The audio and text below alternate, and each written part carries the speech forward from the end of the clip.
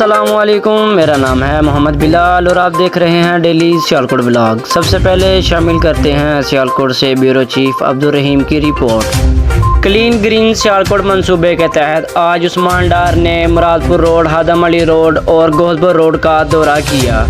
Clean green Sialkot منصوبے کے تحت عثمان ڈار کا کہنا تھا کہ گوہدپور روڈ اور مرادپور روڈ کو جلد مکمل کر دیا جائے گا۔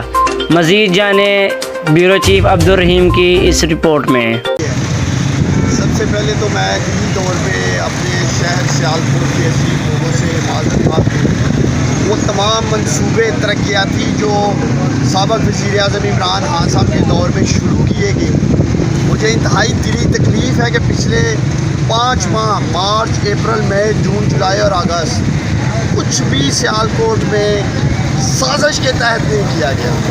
یہ امپورٹڈ حکومت جو مرکز میں بھی آئی، پنجاب میں بھی آئی، اور ان پروجیکٹس کو جان بوجھ کے روکا گیا، سیالکوٹ میں ایک اینٹ تک نہیں لگنے دی گئی۔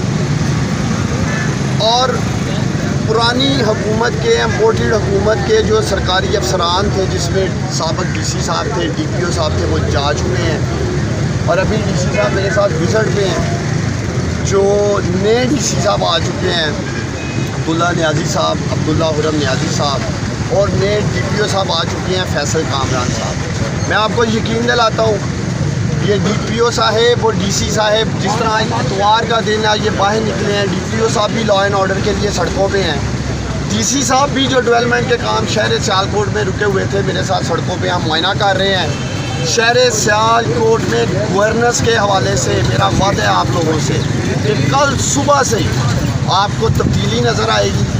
سرکاری افسران کام کرتے سڑکوں پہ بھی نظر آئیں گے اور دفتروں میں بھی نظر آئیں گے، میرا آپ سے وعدہ ہے۔ انشاءاللہ۔